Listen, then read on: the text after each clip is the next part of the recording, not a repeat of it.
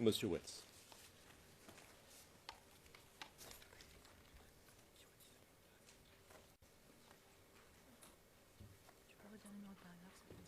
Je redis le numéro de paragraphe. 321.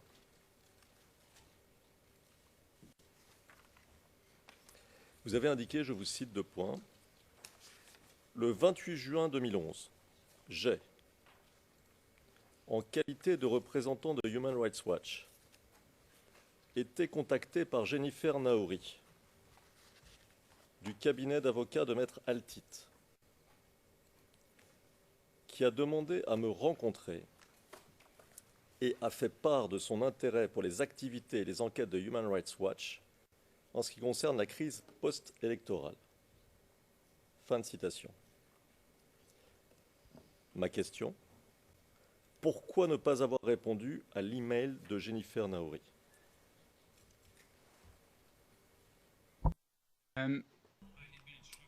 On m'avait donné des consignes à ce moment-là de transmettre toutes les communications venant d'avocats, quel que soit le camp qu'ils représentaient, à notre conseil général et à directeur de notre bureau France.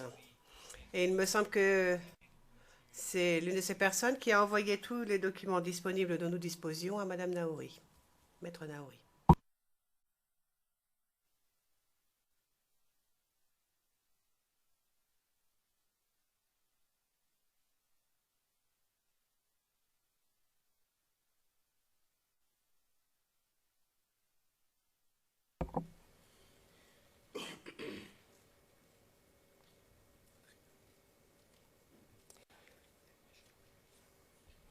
Vous indiquez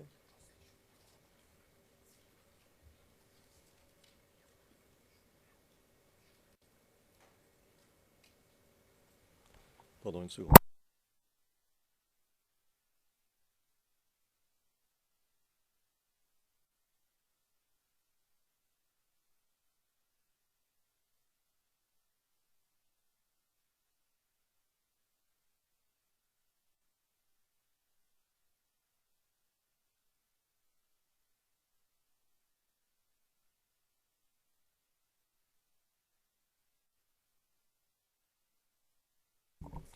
Alors, dans cet email qui vous avait été envoyé par mon cabinet, signé par Madame Naouri, il était dit, et c'est le document CIV-D15-0001-5612, il était dit, je cite, « Nous avons reçu un certain nombre de témoignages, nous les avocats, reçu un certain nombre de témoignages concernant des exactions ou des crimes commis jusqu'à aujourd'hui par les forces du Nord. » Fin de citation. N'était-il pas de votre devoir, si vous souhaitiez rendre un rapport neutre, de rencontrer ceux qui étaient prêts à vous donner des éléments détaillés et circonstanciés, des attestations, des éléments documentaires?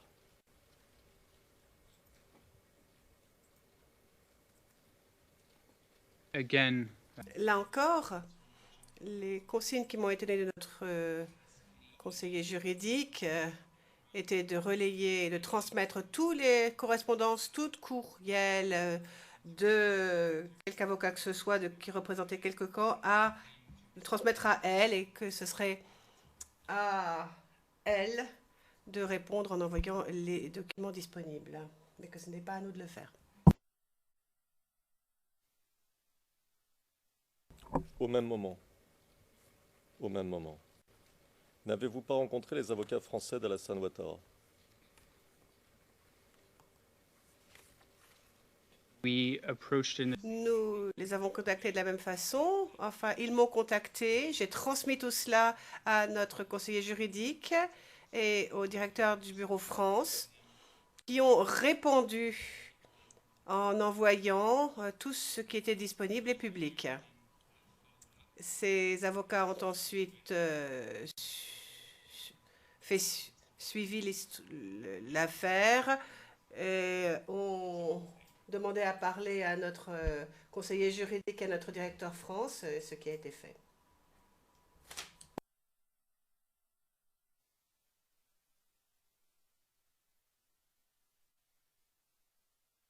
Mais vous les avez rencontrés ou pas?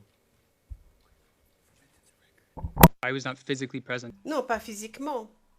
On m'a appelé. Alors, je vais vous lire votre déclaration, page 28-47, paragraphe 322. Je vous cite.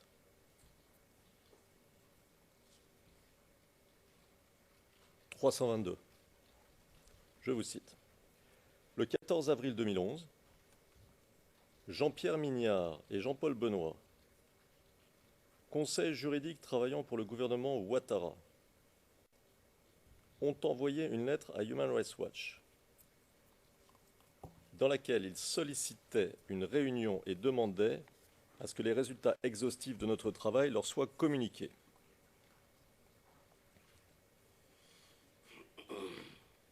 Human Rights Watch a répondu le 20 avril 2011 en leur faisant parvenir l'ensemble de nos documents publics disponibles. Une réunion a été ensuite planifiée pour la fin janvier. Pardon, il y a marqué pour la fin janvier 2001, mais je pense que c'est une erreur de transcription. Je suppose que c'est pour la fin juin 2011, comme le texte nous le dira ensuite. Puis nous avons prévu une réunion avec eux le 24 juin 2011, donc c'est bien fin juin 2011. Puis nous avons prévu une réunion avec eux le 24 juin 2011 à Paris. Human Rights Watch était représenté par Jean-Marie Fardeau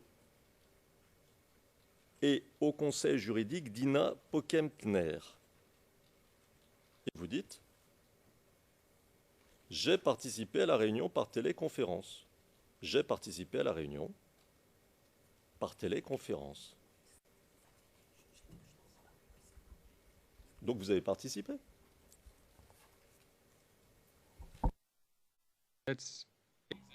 C'est ce que j'ai dit, j'ai été appelé par téléphone. Le président, moi, c'est comme ça que j'avais compris la chose.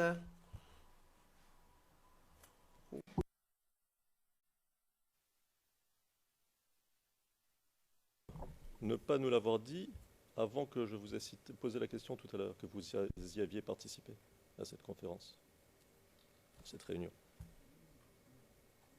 I said I joined. J'ai dit que j'avais été appelé, que j'avais rejoint la conversation par téléphone. Alors, je continue la citation. Hein. Les deux conseils mentionnés ci-dessus, donc il s'agit de Jean-Pierre Mignard et Jean-Paul Benoît, agissaient en qualité de conseillers pour le gouvernement ivoirien et étaient mandatés par le président Ouattara.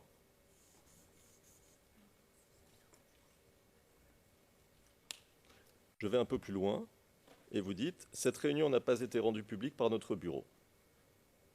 Bon. Ma question, pourquoi avoir accepté de rencontrer les avocats d'Alassane Ouattara et pas les avocats de Laurent Gbagbo?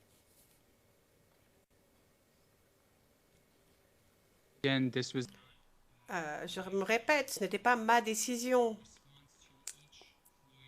La réponse, la première réponse à chaque camp était la même pour les avocats. Toute documentation disponible a été envoyée aux deux bureaux. Les avocats de M. Ouattara ont suivi, ont donné suite en demandant une réunion et, à ce que je sais, Maître Naouri a demandé comme suivi si on avait fourni des témoignages au bureau du procureur. Elle n'a pas demandé à s'entretenir avec nous. Si elle l'avait fait, on l'aurait fait. Mais ce sont des décisions prises par notre conseil juridique. Je tiens à le répéter.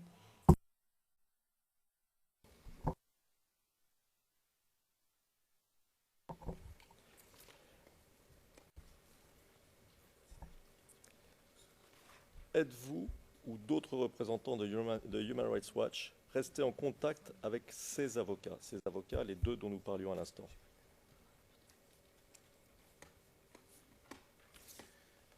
I have never spoken with them. Je n'aurais jamais parlé depuis. Not to my knowledge. Pas que je sache.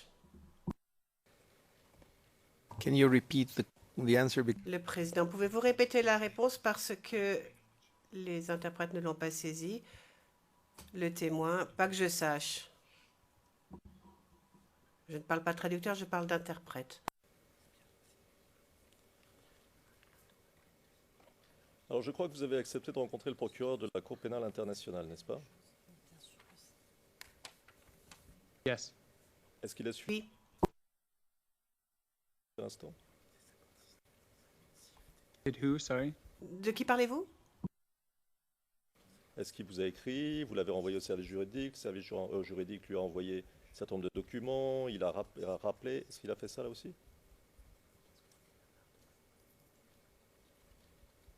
The prosecutor's office.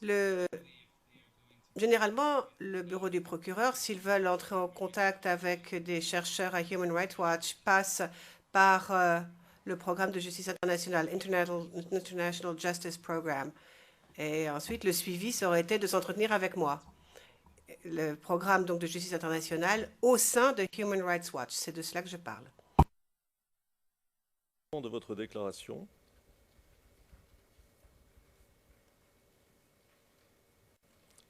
c'est aux pages 2867 et 2868 que vous avez rencontré le procureur de la Cour pénale internationale entre le 5 août et le 5 septembre 2013 à 12 reprises. C'est bien ça? 12 reprises? That sounds correct. Sans doute, ça paraît correct. Où ont lieu ces rendez-vous? In The Hague. À La Haye,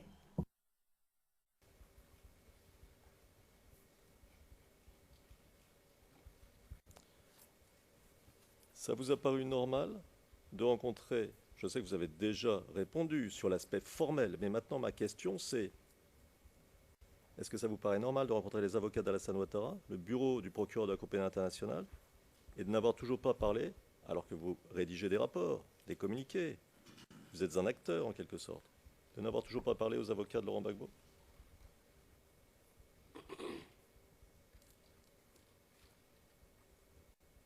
I have met with lawyers of j'ai rencontré les conseils de Laurent et de Simone Gbagbo en Côte d'Ivoire.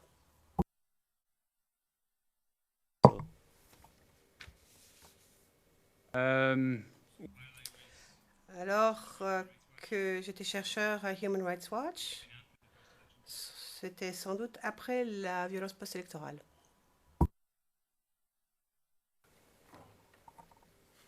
No, I think there is a mistake in the. Le président, je crois qu'il y a une erreur dans le transcript. J'ai rencontré les avocats de Laurent et Simone Gbagbo. Oui, très bien.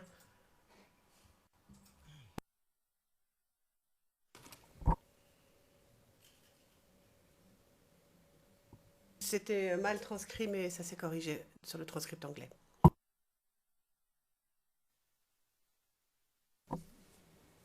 Monsieur Wells, juste pour répondre à l'une de vos remarques à l'instant, je vous le dis parce que je vais vous poser une question, mais en ce qui nous concerne, nous avons été envoyés aux représentants de Human Rights Watch en France, et dans le document CIV D15 001 56 13, page 56 14, nous lui disions, je cite, « Nous souhaiterions vous en parler. Où et quand pouvons-nous vous joindre ?»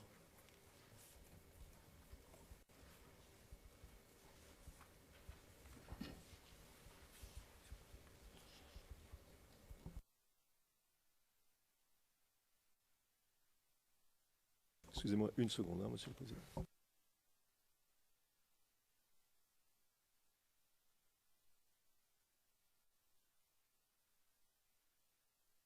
Où et quand pouvons-nous vous joindre? Et nous n'avons pas eu de réponse, naturellement. Alors, vous ne vous êtes pas inquiété de savoir où en était notre demande de rencontrer des gens de Human Rights Watch? Ça pouvait vous être utile, non?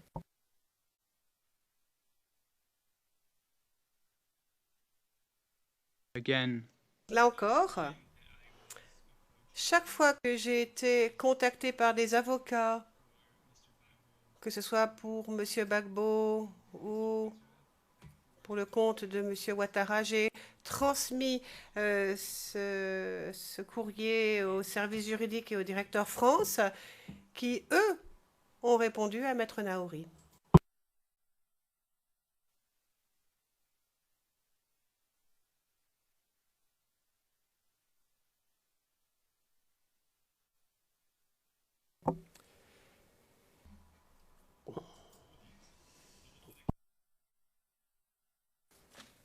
Pages 2883 et 2884.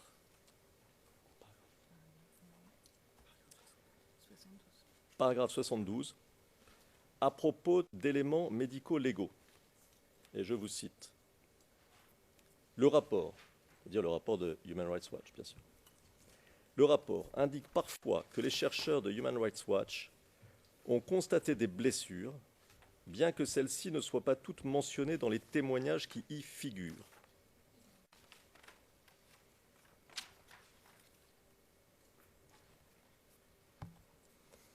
Lorsque les gens faisaient état de leurs blessures, c'est-à-dire vous, je leur demandais si je pouvais les voir et si elles étaient visibles. Et pardon, je leur demandais si je pouvais les voir et si elles étaient visibles, j'en faisais mention dans mes notes. Je leur demandais parfois si je pouvais photographier leurs blessures, mais pas systématiquement. Nous demandions à voir un certificat médical s'ils en avaient, mais ce n'était pas une condition à remplir pour que leur témoignage soit pris au sérieux.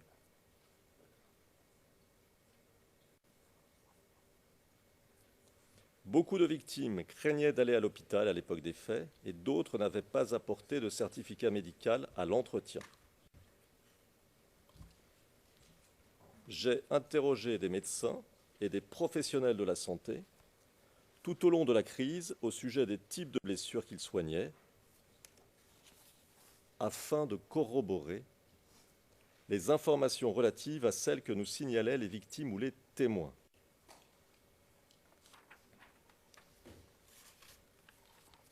Ma question, sans certificat médical, comment vous pouviez savoir que la cause de blessure que vous montraient certaines personnes était due à la crise?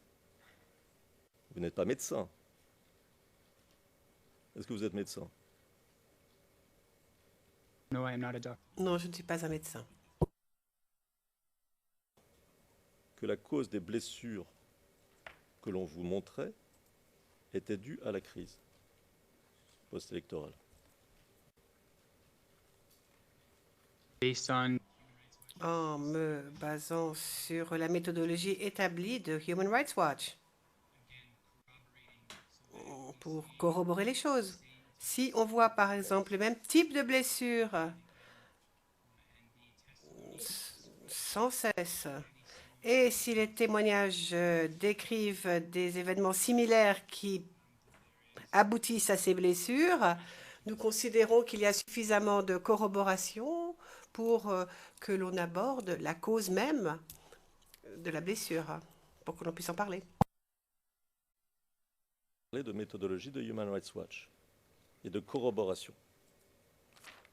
Ma question, comment pouvez-vous corroborer l'origine d'une blessure d'une personne donnée, personne qui vient, qui dit voilà j'ai été blessé à tel endroit, à tel moment, en parlant à un médecin et à un médecin qui ne voit pas la personne, en lui parlant de manière générale? Comment vous y parvenez? that's not what I Ce n'est pas ce que je dis lorsque je parle de corroboration. On rentrait dans les détails lorsqu'on parlait à une personne pour vérifier la fiabilité de leur témoignage, en leur demandant ce qui s'est passé, ce qui a abouti à telle blessure. Ensuite, on a interviewé un grand nombre de personnes ayant participé au même incident, certains ayant des blessures identiques ou similaires.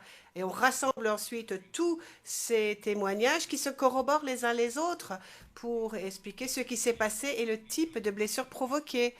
Et de plus, on s'entretient aussi avec les médecins qui avaient soigné les personnes pendant le conflit et qui pouvaient donc décrire le type de blessure dont ils s'étaient occupés, à quoi ressemblaient ces blessures.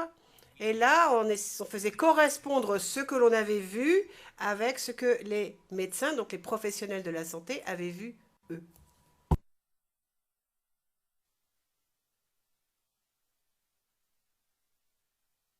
Micro, s'il vous plaît. C'est ce que tu viens de dire, donc tu dis, mais pourtant, il y a bien écrit ça.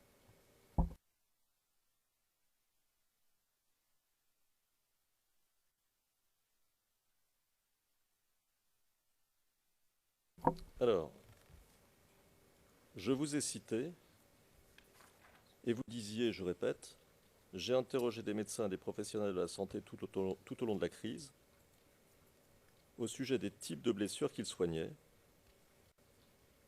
afin de corroborer les informations relatives à celles que nous signalaient les victimes ou les témoins. Donc, si je comprends cette phrase, il s'agit de corroboration générale, et ce dont nous parlions là, c'est une corroboration particulière. Donc ce n'est pas tout à fait la même chose. Mais mon point est différent. Même lorsque vous identifiez la cause d'une blessure, n'est-ce pas? Ce qui a pu être à l'origine d'une blessure qu'on vous montre. Vous n'êtes en aucune manière en position de savoir ce qui a causé cette blessure. Vous comprenez ma question? Yes, I understand your question. Oui, je comprends votre question. Est-ce que c'est juste de dire que même en identifiant la cause d'une blessure, vous ne pouvez pas savoir ce qui a causé la blessure, l'origine et le déroulé des faits?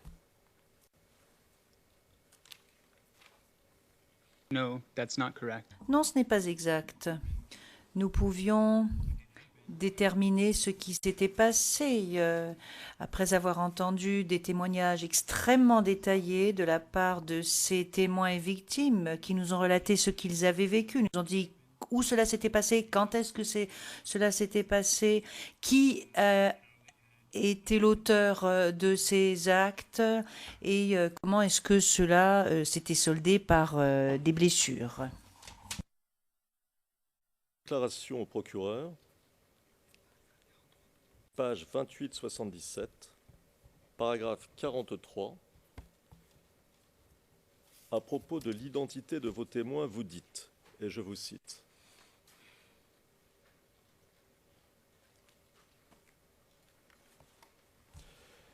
que l'identité de la source soit communiquée ou non dans le rapport, nous recueillons l'identité et l'âge de la victime ou du témoin,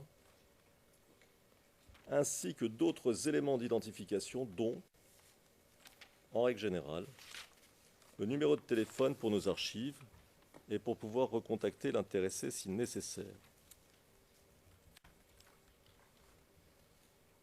Nous ne demandons pas systématiquement à voir les documents d'identité, mais les victimes ou les témoins nous les montraient souvent de leur propre initiative.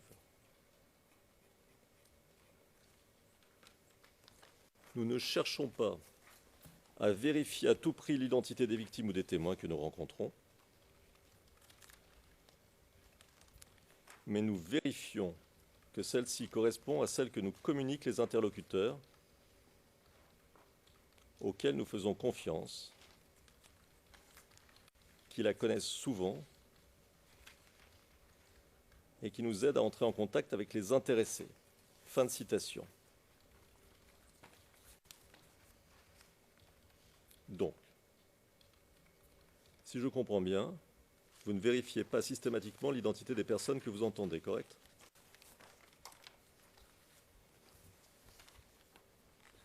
It was often not possible. Souvent, ce n'était pas possible pendant le conflit en Côte d'Ivoire. Il y avait des gens d'un groupe ethnique précis ou d'un groupe d'immigrants précis. S'ils passaient par un poste de contrôle des jeunes patriotes, s'ils voyaient sur leur carte d'identité à quel groupe ils appartenaient, ils auraient pu être tués. Donc très souvent, les gens ne se déplaçaient pas en Côte d'Ivoire avec leur carte d'identité parce que cela aurait pu leur faire courir des risques. Lorsqu'ils avaient leur carte d'identité, en revanche, bien sûr que nous la vérifions. Mais c'était un risque pour les gens d'avoir leur carte d'identité pendant cette crise. Donc nous n'avons pas pu vérifier la carte d'identité pour tout le monde. Je ne sais pas exactement ce que vous avez dit au bureau du procureur, hein, vous en êtes bien conscient. Vous nous parlez maintenant de sécurité, ce n'était pas le cas à l'époque. Mais je vais essayer de mieux comprendre. De votre déclaration, je comprends que non seulement vous ne vérifiez pas l'identité, mais qu'en plus, vous vous en remettez, pour ce qui concerne cette identité, ou l'identité de vos sources, si vous voulez, entièrement à ce que vous en disent vos intermédiaires. J'ai bien compris ?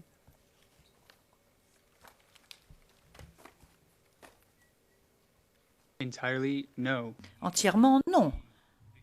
Nous interrogions la victime ou le témoin qui nous donnait son identité. Ce n'est pas l'identité que l'on obtenait d'un intermédiaire. La personne avec laquelle nous parlions nous donnait son identité. Et puis parfois, il y avait d'autres personnes qui les connaissaient personnellement et qui étaient en mesure de corroborer leur identité. Et puis, en outre, certes, un intermédiaire pouvait fournir des éléments permettant d'authentifier leur identité et permettant d'authentifier pour dire qu'ils étaient bien la personne qu'ils déclaraient être. Mais c'est mon point, vous voyez, quand je vous pose la question,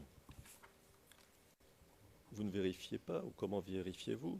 Vous me répondez, non, on vérifiait en demandant aux personnes leur identité. Et puis, par d'autres moyens, vous avez dit, grâce aux intermédiaires, grâce à d'autres personnes qui pouvaient éventuellement les connaître. Mais demander à quelqu'un son identité, c'est pas ça, vérifier. C'est ça mon point. C'est ça que je veux dire. C'est qu'il n'y avait pas, et je vous pose la question, il me semble, de ce que vous dites aujourd'hui, de ce que vous disiez dans votre déclaration, qu'il n'y avait aucune procédure de vérification d'identité. C'est ça, procédure de vérification d'identité.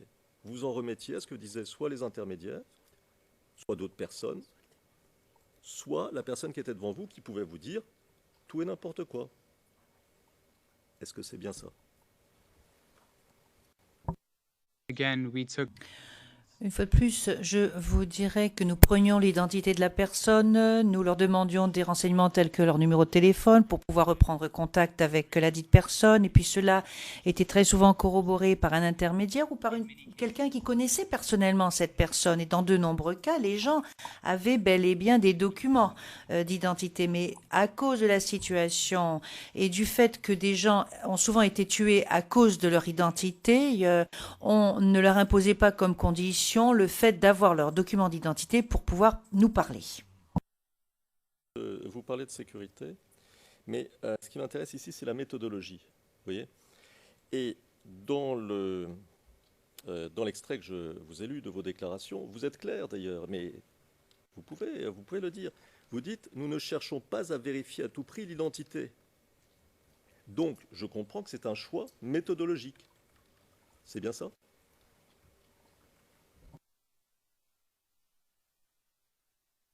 it was a choice in C'était un choix au vu du conflit, étant donné que des gens se faisaient tuer à cause de leur carte d'identité. Nous n'allions pas refuser de leur parler, tout simplement parce qu'ils n'avaient pas leur carte d'identité sur eux.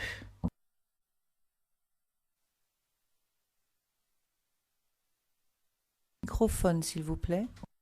Concernant la méthode que vous nous dites être celle de Human Rights Watch, je relève dans votre témoignage d'hier que vous nous dites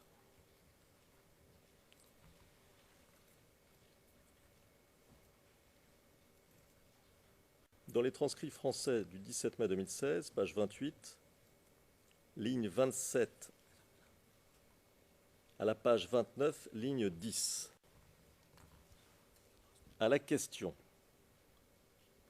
pouvez-vous nous décrire comment vous vous y prenez pour rédiger le rapport? Vous répondez, eh bien, comme base, on utilise ces communiqués de presse volumineux ou les petits rapports qui ont été rédigés sur le d'interview, je suppose qu'il manque un mot.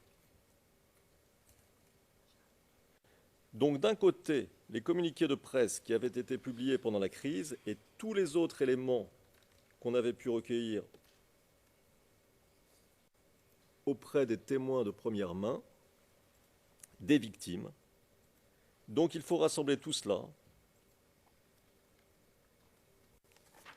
Et une fois tous ces éléments rassemblés, cela m'a servi en fait de base pour rédiger mon rapport.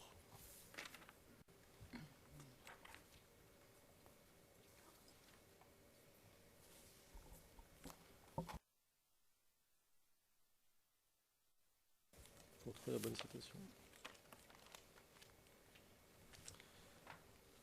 Si vous m'accordez quelques secondes, nous cherchons un autre morceau de citation.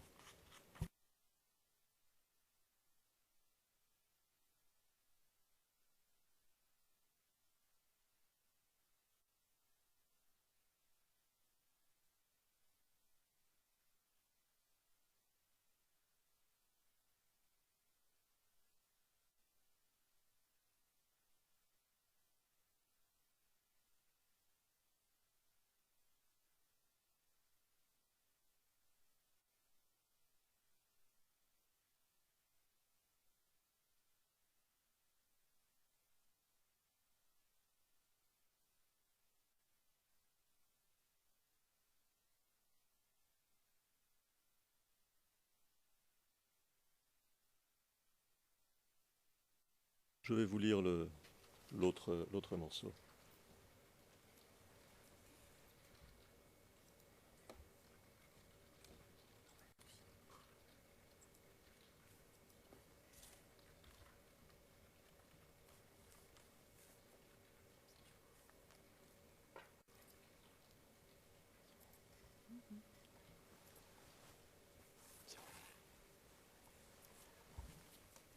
Alors, vous m'entendez? Très bien. Et vous ajoutez, j'avais aussi accès à tous les interviews effectuées pour Human Rights Watch. Donc, tous mes collègues qui avaient interviewé des personnes à un moment ou à un autre, au moment de la crise, eh bien, j'avais leurs notes d'interview. Donc d'un côté, les communiqués de presse qui avaient été publiés pendant la crise et tous les autres éléments qu'on avait pu recueillir auprès des témoins de première main, des victimes. Donc il faut rassembler tout cela. Et une fois tous ces éléments rassemblés, cela m'a servi, en fait, de base pour rédiger mon rapport.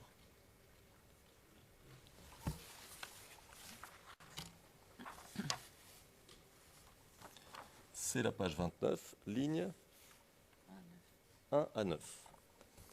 Alors, mes questions portent sur la méthodologie. Première question, je crois comprendre de ce que vous dites que vous ne disposez pas d'ordinateur ou de personnes pour transcrire les entretiens. C'est bien ça?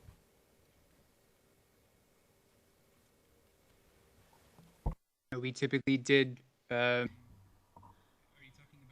Est-ce que vous me posez une question lorsque nous avons l'entretien sur le terrain ou est-ce que vous parlez de la phase de compilation des éléments d'information?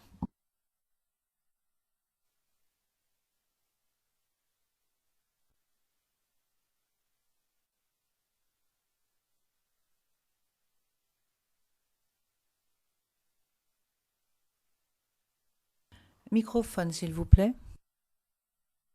Parce que là, on essaie de retrouver des éléments, comme vous pouvez l'imaginer.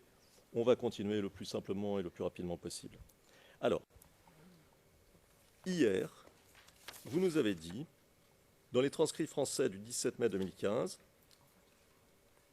page 19, ligne 10 à 24, concernant la manière de mener les entretiens. Et je cite, à la question, et lorsque vous effectuez vos auditions,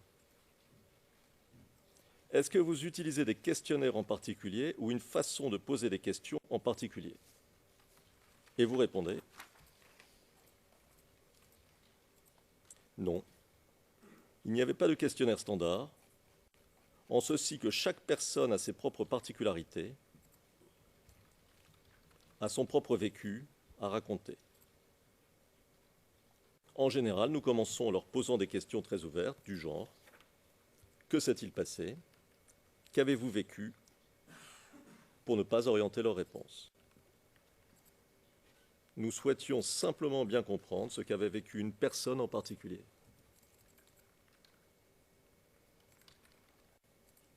Et une fois que la personne a commencé à nous parler, nous commencions à rentrer dans les détails en posant des questions de suivi afin de vérifier la crédibilité et la véracité des propos de la personne.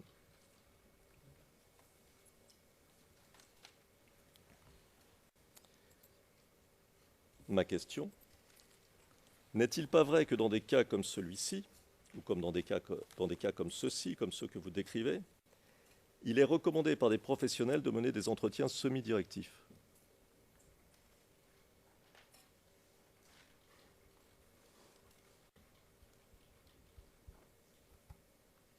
In our field, Dans notre domaine, je ne pense pas que cette préférence existe, non.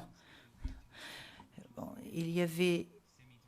Alors, bien entendu, sans pour autant poser des questions semi-directrices, vous ne voulez pas avoir un questionnaire de 15 questions et vous posez les 15 questions et c'est tout. Parce que si vous agissez de la sorte, vous allez rater des éléments très importants du récit de la personne. Question. Considérez-vous cette méthode que vous nous exposez, qui consiste à suivre en quelque sorte son instinct, qui n'est pas formalisée et qui n'obéit à aucun cadre, la considérez-vous scientifique?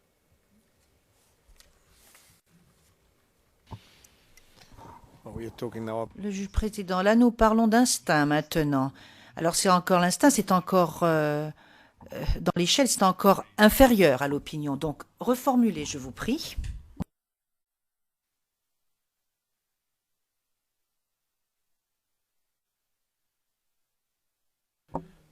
Vous avez raison, Monsieur le Président, mais c'est le sens, pas le mot instinct, je vous le concède, mais c'est le sens de la déclaration du témoin.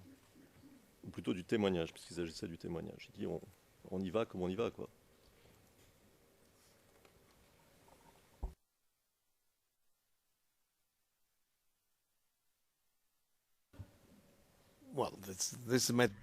Le président, ça c'est une question d'interprétation de votre part, mais je vous demanderai quand même de reformuler la question, parce que le terme d'instinct, enfin là vraiment, on tombe très bas.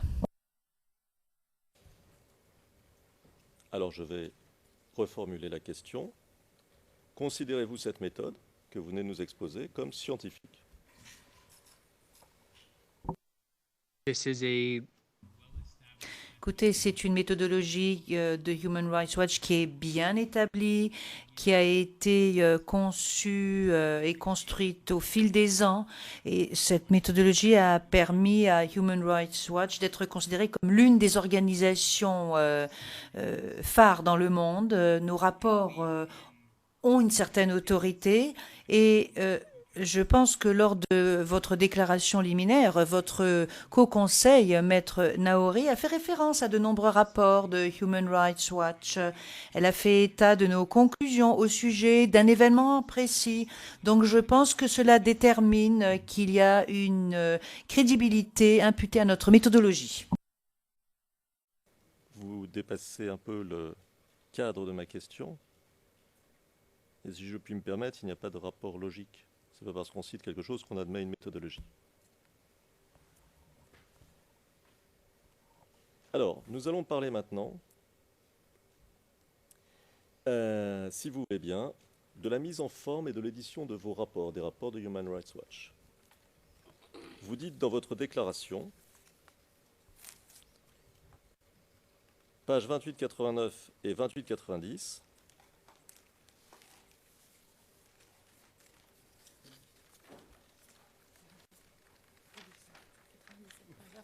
paragraphe 97, et je vous cite, « Ce rapport a été rédigé d'une manière quelque peu atypique. Dans une situation où il n'y a pas de crise, nous procédons habituellement à nos recherches et rédigeons un rapport une fois celle-ci achevée. »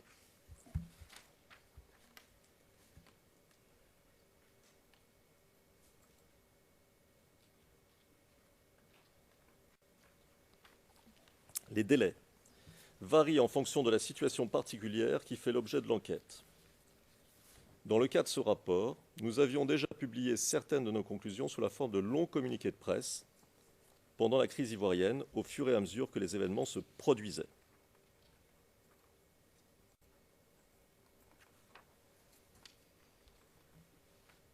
Dans la mesure où nous étions dans une situation d'urgence, nous rédigions généralement un long communiqué de presse, également appelé rapport succinct,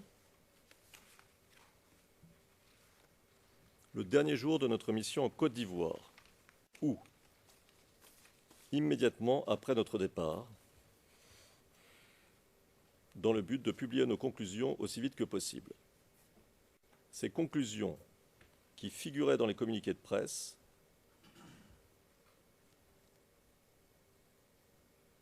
de même que d'autres résultats de recherche et éléments collectés pendant et après la crise, ont ensuite été compilés dans ce rapport plus volumineux. Fin de citation. Ma première question. Pourquoi le rapport dont nous parlons ici a-t-il été, la rédaction du rapport dont nous parlons ici, a-t-elle été atypique? Vous dites ce rapport, pardon, ce rapport a été rédigé d'une manière quelque peu atypique. As I believe I said yes. Comme je pense l'avoir dit hier à Human Rights Watch, il y a deux types de travail, le travail en situation de crise et puis les questions de droits de l'homme à plus longue échéance. Donc, et le travail effectué tient compte de ces deux différentes situations. Lorsque j'ai fait par exemple un rapport sur le conflit dans l'ouest de la Côte d'Ivoire, il y a eu plusieurs missions successives et à la fin de toutes ces missions, on a commencé à rédiger le rapport. Or, dans une situation de crise telle que la crise post-électorale en Côte d'Ivoire, qui n'était pas le cas de la première situation, la situation changeait et évoluait rapidement. Donc, il faut pouvoir trouver des conclusions aussi rapidement possible au vu de la gravité des sévices. Donc, Human Rights Watch travaille beaucoup plus rapidement et publie beaucoup plus rapidement au sujet de ces sévices. Donc, c'est atypique en ce sens, par rapport à la façon dont on travaille à Human Rights Watch lorsqu'il n'y a pas de crise. Est-ce que la méthodologie de rédaction d'un communiqué de presse est la même que celle qui est suivie pour la rédaction d'un rapport?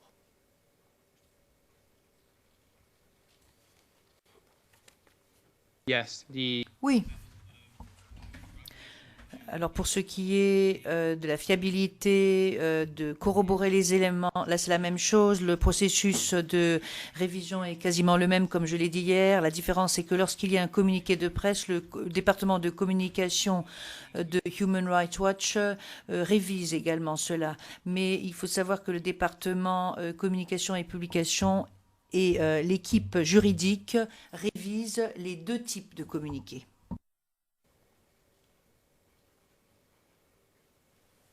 Alors, je vais revenir une seconde sur le point que nous avions abandonné tout à l'heure, si vous voulez bien.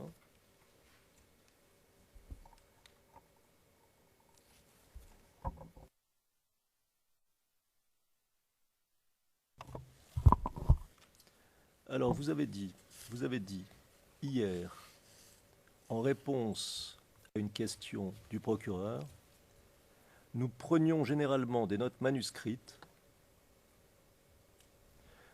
Nous consignions par écrit des propos des témoins, nous rédigions des résumés.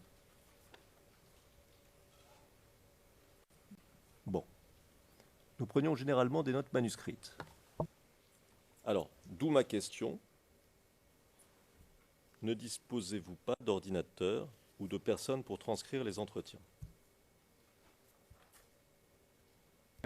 First, to be clear, Alors, premièrement, pour que tout soit bien clair, au vu de ce que vous venez de dire, nous ne prenons pas de résumé, nous ne faisons pas de résumé de ce qu'a dit, de ce que dit le témoin et la victime. Par rapport à ce que vous venez de dire, nous faisons une transcription de ce qu'ils disent. Donc là, il y a une différence par rapport à ce que j'ai dit hier. Et puis, vous me posez la question au sujet d'un ordinateur à partir des notes manuscrites.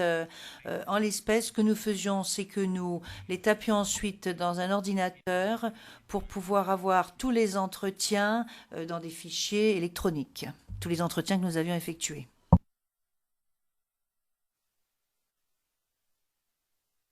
Pour essayer de comprendre un petit peu, hein, vous me dites si j'ai bien compris. Vous êtes plusieurs à prendre des notes, y compris des notes manuscrites.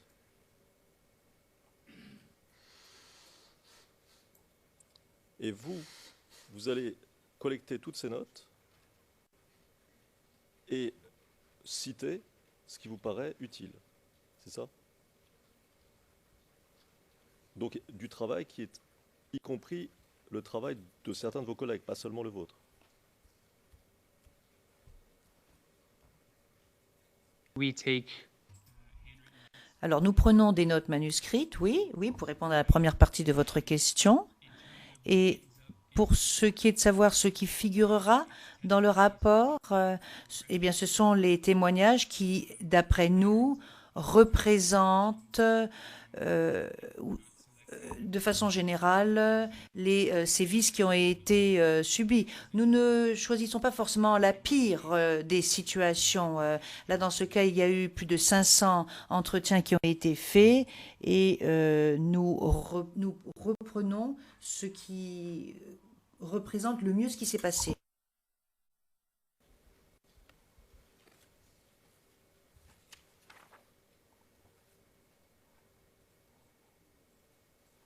Alors, je vais vous poser quelques questions, toujours sous l'angle de la méthodologie, sur le rapport. Le rapport étant CIV OTP 0087 1369.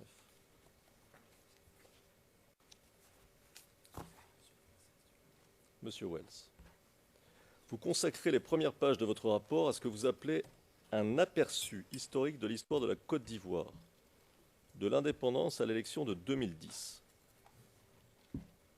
Et j'aimerais revenir un instant sur cet aperçu.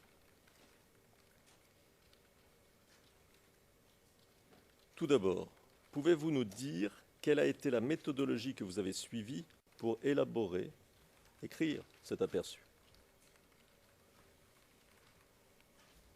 it was based on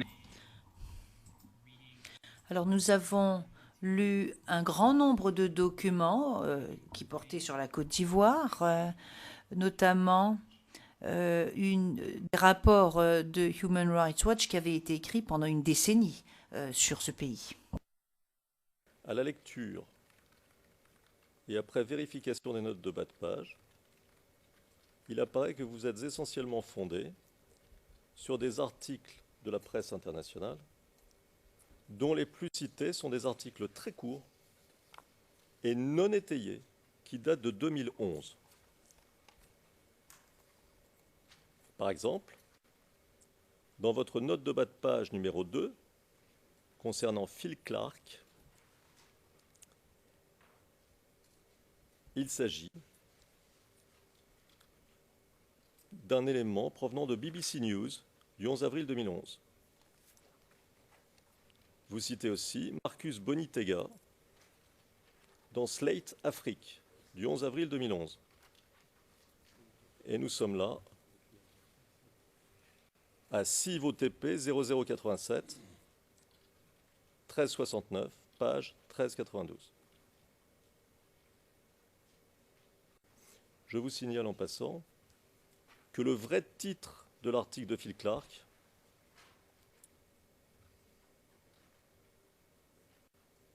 n'est pas celui que vous donnez dans votre note de bas de page, mais le vrai titre est « From Democrat to Autocrate » et non « dictateur »,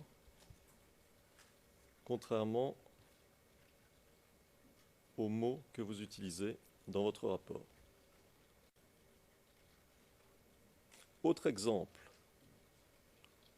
la note de bas de page numéro 5, concernant, là encore, un très court élément publié par CBC News le 21 mai 2011, signé de Daniel Schwartz.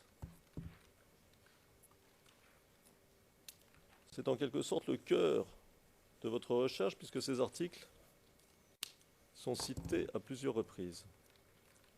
Ma question: considérez-vous qu'il s'agisse là de sources crédibles et fiables? That's again an opinion.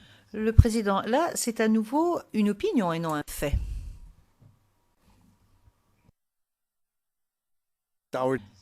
Je pense que nous avons rendu une décision à laquelle vous avez fait référence hier, maître. C'est une décision qui est valable également pour la défense, me semble-t-il. Elle porte sur les faits et la méthodologie. Mais il s'agit véritablement là, à notre sens, de méthodologie. C'est-à-dire, on nous dit qu'il y a eu des recherches particulièrement approfondies, minutieuses, et quand on regarde, on s'aperçoit qu'il y a 3 misérables petits morceaux qui ne peuvent pas être des sources au sens scientifique. Donc je voudrais en savoir plus. C'est de la méthodologie pure, Monsieur le Président. Enfin, c'est évidemment comme vous le souhaitez, mais je crois qu'on est quand même là dans le cœur du problème. Yes, but then you. Oui, mais ensuite, vous lui demandez son point de vue. Est-ce que vous pensez que... Ça, c'est une opinion que vous demandez au témoin. Ce n'est pas un fait que vous lui demandez.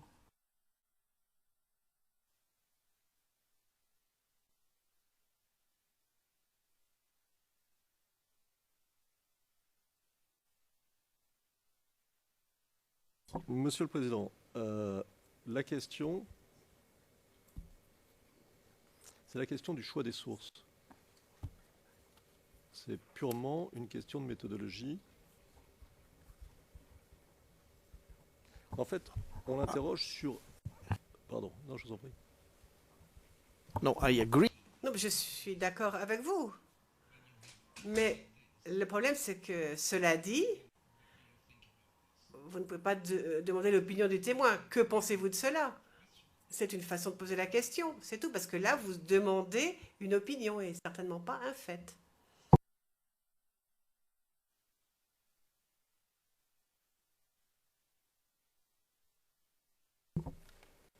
Très bien. Alors, on va continuer un petit peu sur cette ligne-là. Est-ce que c'est là le fruit, je parle de cet aperçu historique, d'un véritable travail de recherche? Est-ce que vous considérez avoir fait un véritable travail de recherche?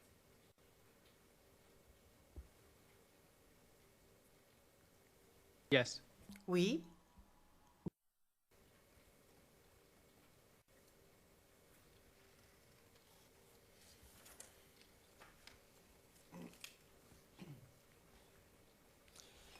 Je vais vous citer un extrait du site internet de Human Rights Watch qui décrit la méthodologie de recherche de l'organisation. C'est la pièce, Monsieur le Président, CIV D15 0004 1272, page 1274. Et je cite: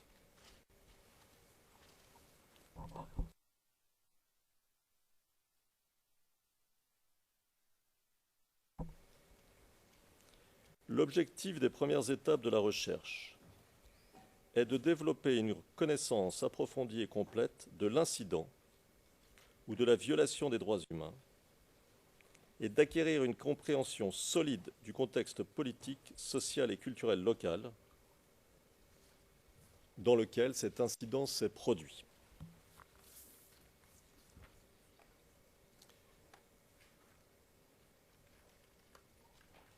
Est-ce que le travail que vous avez effectué ici et les sources que vous avez utilisées permettent, je cite, une compréhension solide du contexte politique ivoirien de l'époque?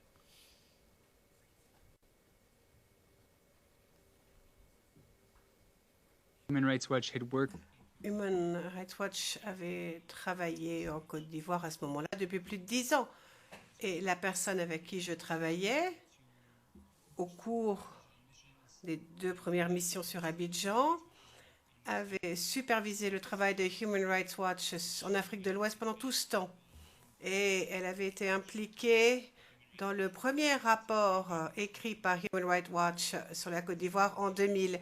Donc oui, en tant qu'organisation, nous avions 10 ans d'expérience pour comprendre le contexte.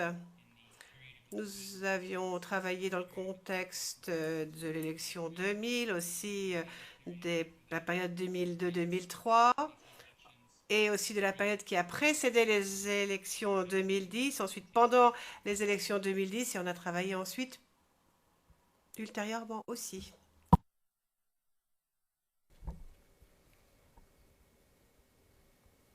Vous consacrez une partie de votre rapport à évoquer les différents accords de paix signés entre rebelles et autorités gouvernementales de 2003 à 2007. Et c'est la pièce CIVOTP 0087 1369 page 1398 et suivante.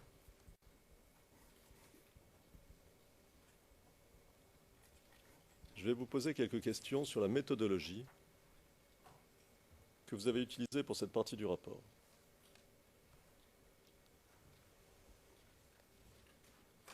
D'accord ? Concernant le respect des accords de Ouagadougou de mars 2007, il est indiqué dans votre rapport, et je cite, CIVOTP 0087 1369 page 1399. Laurent Gbagbo reporte plusieurs fois les élections, prétextant que les conditions prévues par l'accord politique de Ouagadougou ne sont pas remplies. Fin de citation. Ma question, pourquoi avoir utilisé le terme prétextant concernant la raison du report des élections?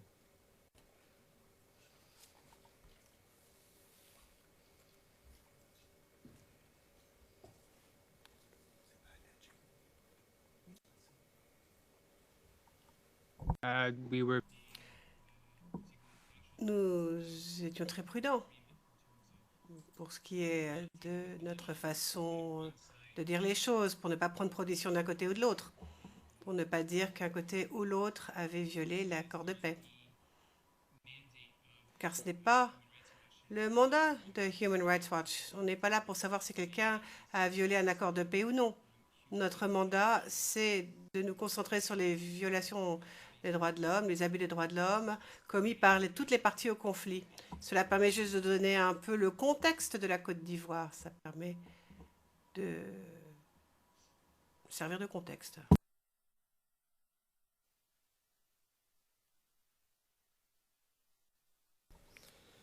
Donc, selon votre rapport... Donc, d'après votre... Donc, selon votre rapport,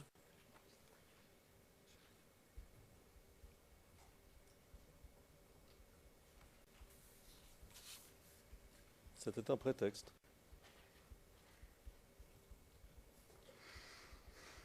What was the pretext?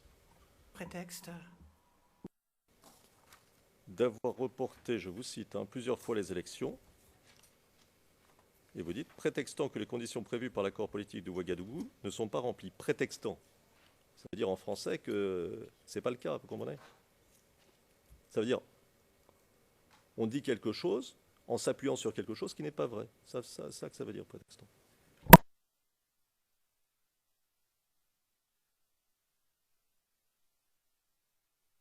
No, we were not taking a Non, nous ne prenions pas position ni d'un côté ni de l'autre.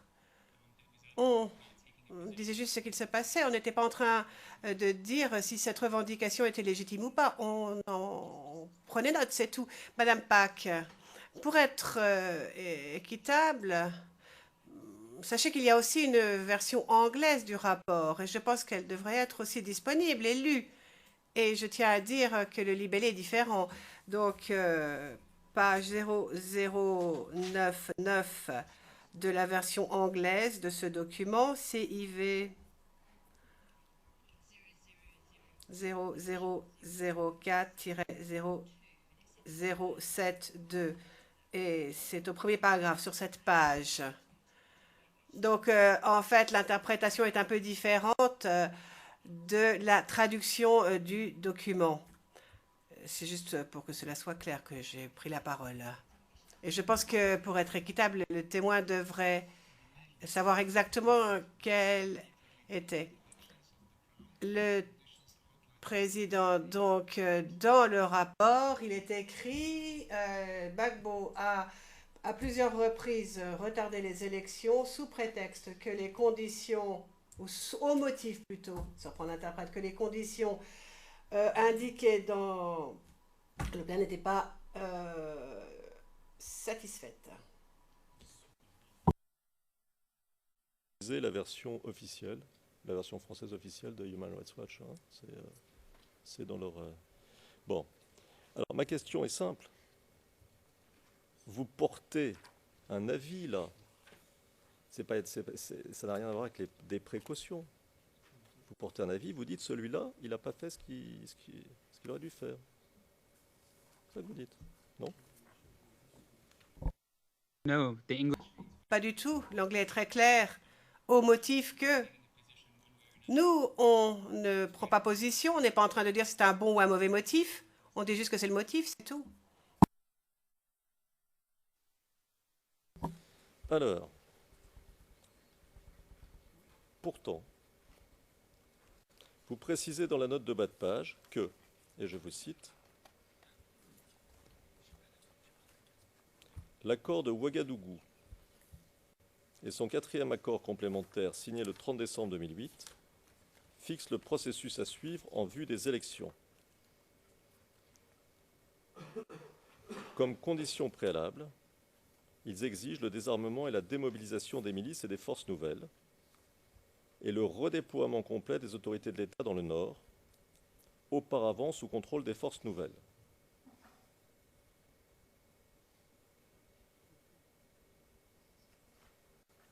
Je peux relire si vous voulez. Oui? Je relis tout? Très bien. L'accord de Ouagadougou et son 4e accord complémentaire, signé le 30 décembre 2008,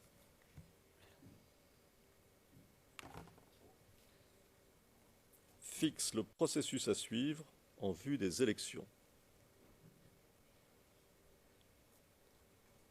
Comme condition préalable,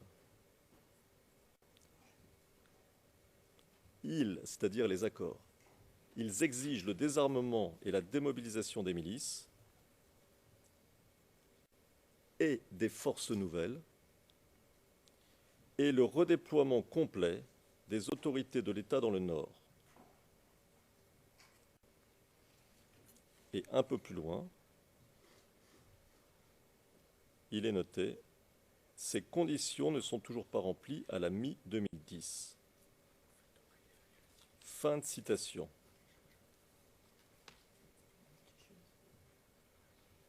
Alors,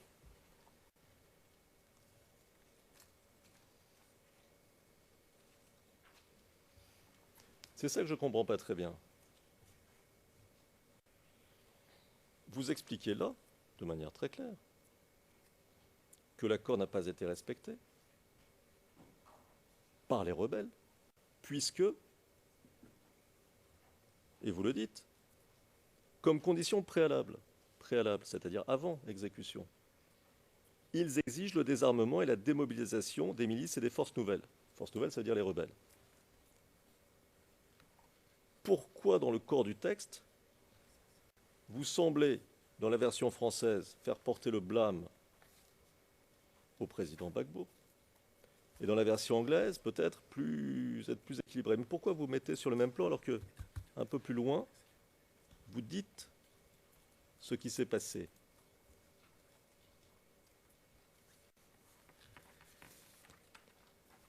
Ma question, vous êtes juriste, vous voyez bien ce que disent les accords de Ouagadougou, n'est-ce pas?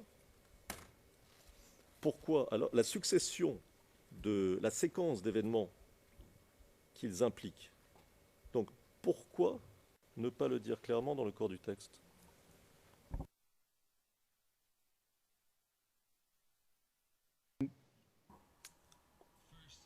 Tout d'abord, je pense que l'anglais, il faudrait que je regarde le français aussi, mais l'anglais est plus nuancé et reflète bien le fait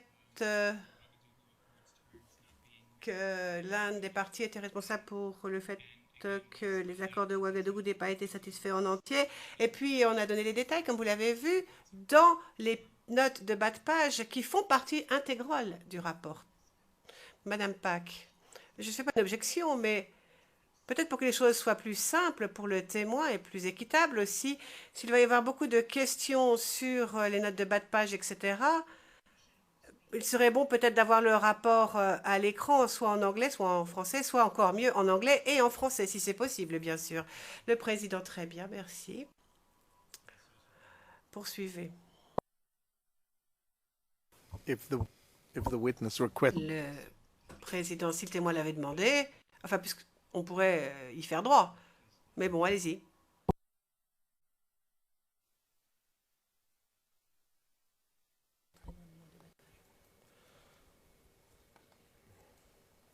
Alors, on va passer à un autre point. Les élections de 2010. D'un point de vue méthodologique, j'entends. Vous consacrez une partie de votre rapport à relater comment se seraient déroulées les élections selon vous. C'est à la page 6 VOTP 0087, 1369, page 1399 et suivante. 1399 et suivante. Je vais vous poser quelques questions sur la méthodologie que vous avez utilisée pour cette partie du rapport. Par exemple, il est indiqué dans le rapport, je donne la référence, 6 VOTP 0087, 1369, page 1400.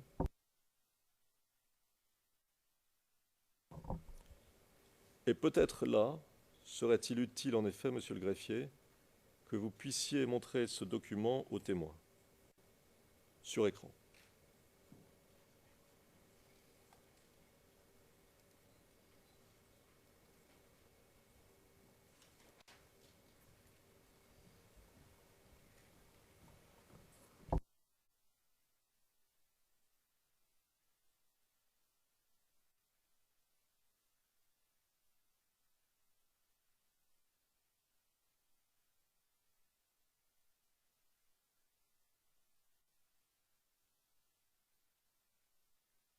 S'il vous plaît.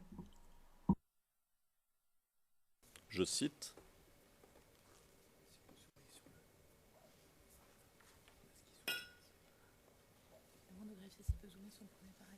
Monsieur le greffier, est-ce que vous pourriez zoomer sur le premier paragraphe qui commence par le 2 décembre?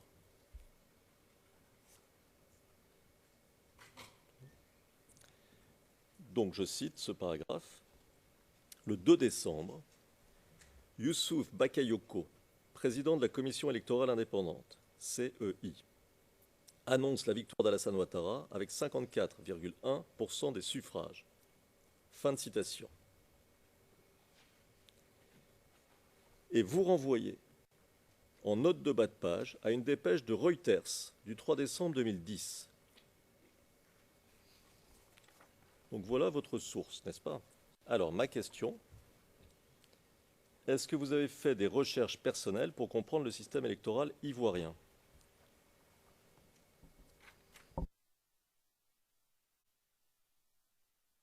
As part of Oui, dans le cadre du contexte général. Mais ce n'est pas du tout sur cela que Human Rights Watch se concentre lorsqu'il travaille dans un pays. Nous nous concentrons sur les abus des droits commis contre les droits de l'homme, quels que soient les résultats électoraux.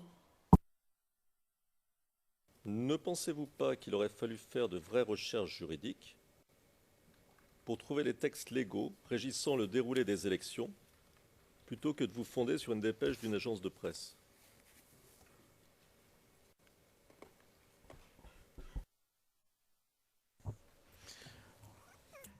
Le président opinion, à nouveau? Vous ne pensez pas?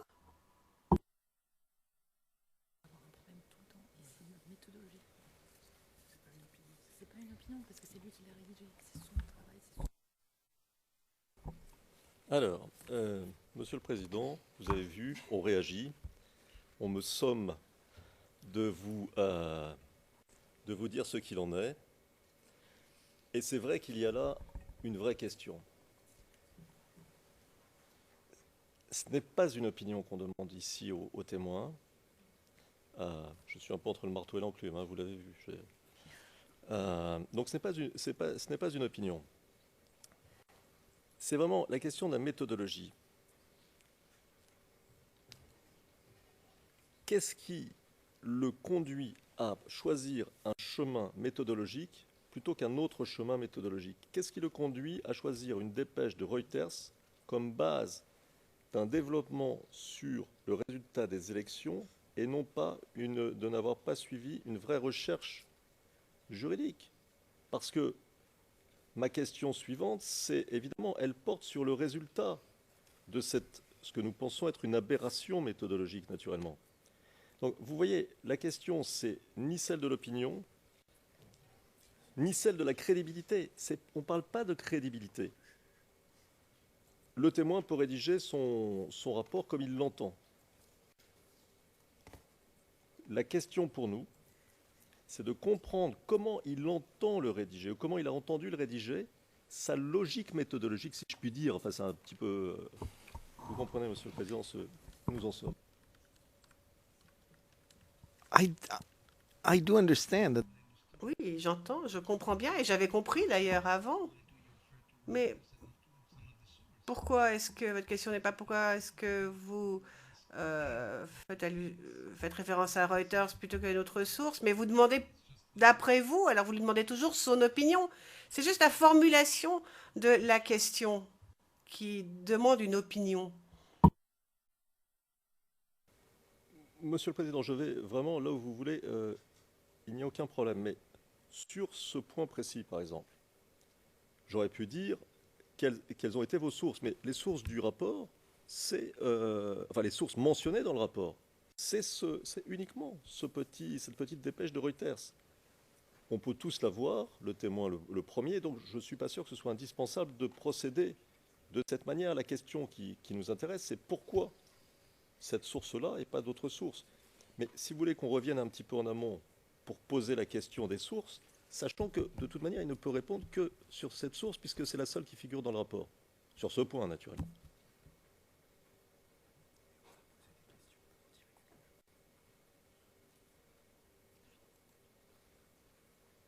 And you draw the. Et vous tirez la conclusion qui vous sied. Et c'est tout, hein. Enfin, moi, je ne comprends absolument pas. Alors, tout le reste est une conclusion que vous pouvez tirer, que nous pouvons tous tirer. Le fait est qu'il y a une dépêche qui qui est en fait reprise dans le rapport et qui est précisée par la note de bas de page qui indique la source.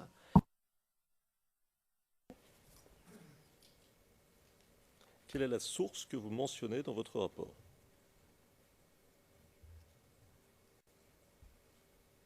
For this specific, Pour cette phrase bien précise, ça vient de Reuters.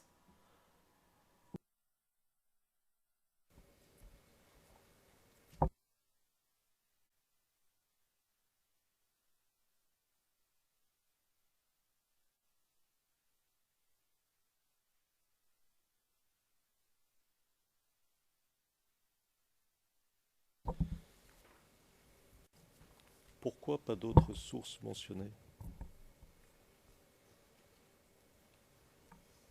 this was a C'était une phrase claire et factuelle à propos du pourcentage de voix obtenu par rapport à un certain organisme. Connaissiez-vous les dispositions légales gouvernant les élections, les dispositions légales ivoiriennes gouvernant les élections?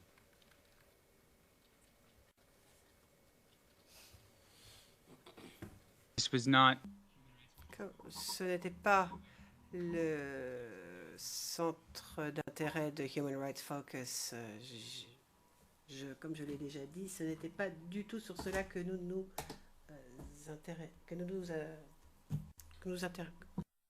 concentrions.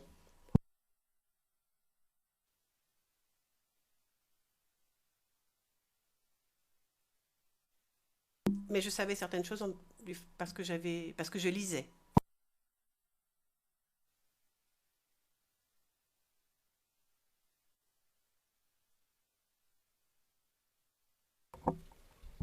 Alors, vous parlez de la commission électorale indépendante.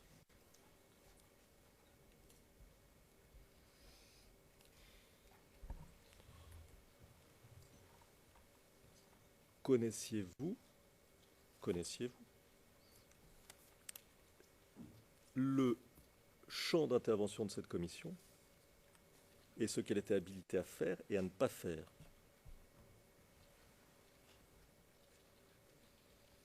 again, this is Là encore, je le répète, ce n'est pas sur cela que Human Rights se concentre. Nous sommes une organisation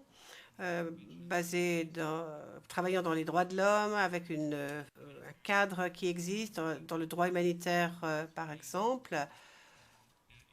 Et tout ce que nous faisons se fait dans le cadre de la lutte pour les droits de l'homme.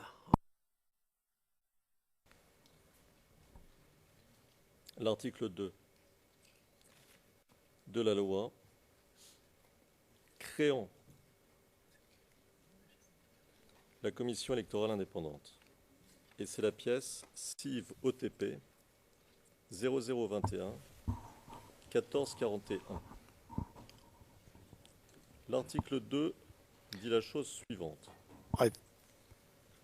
Le président, une minute. Mais en quoi cela est-il pertinent? Le témoin dit son métier, ce n'est pas la loi électorale, c'est le droit humanitaire. Alors où allez-vous? Où voulez-vous aller? Monsieur le Président, le témoin a dit dans son rapport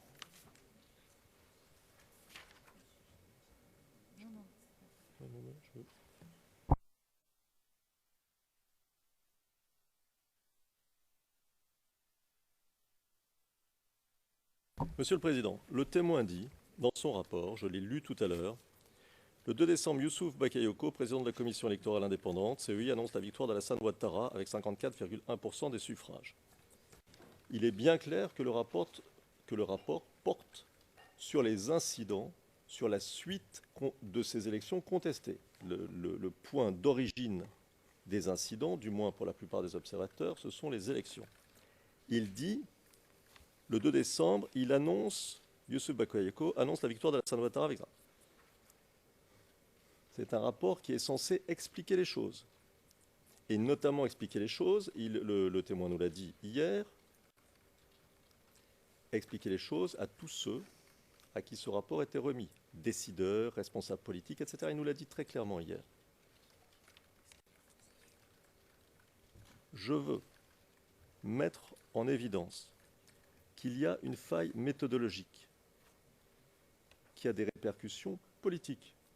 Si l'on ne dit pas que la commission électorale indépendante n'était pas habilitée à annoncer la victoire de qui que ce soit, n'était pas habilitée. Je veux simplement demander aux témoins, qui nous entendent d'ailleurs, mais c'est pas plus mal, je veux simplement demander aux témoins s'ils connaissaient la loi qui délimitait le champ d'intervention de la commission électorale.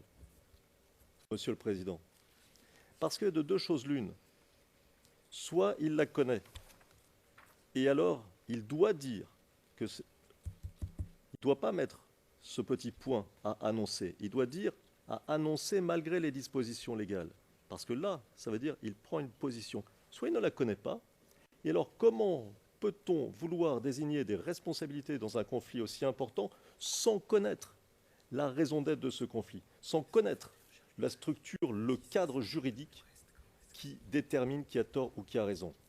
C'est pourquoi, Monsieur le Président, il me semblait intéressant, et me semble d'ailleurs toujours intéressant, de lire cet élément simple, 3 lignes, enfin un peu plus, pour vérifier l'approche méthodologique, puisque cette approche ou ce manque d'approche de notre point de vue a des conséquences graves sur le contenu même du rapport.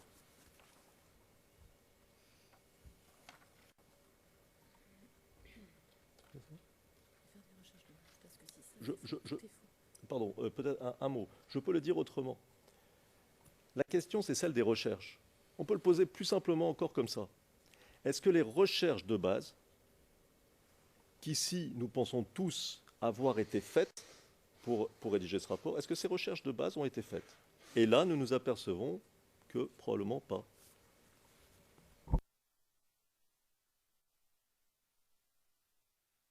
For sure, and you have 35 seconds to. Eh bien, vous avez 35 secondes pour lire ces 3 lignes. Et ensuite, on passera et on ira déjeuner. Dans l'intérêt de tous. Après la pause? Parce que ça sera suivi de quelques questions, bien entendu.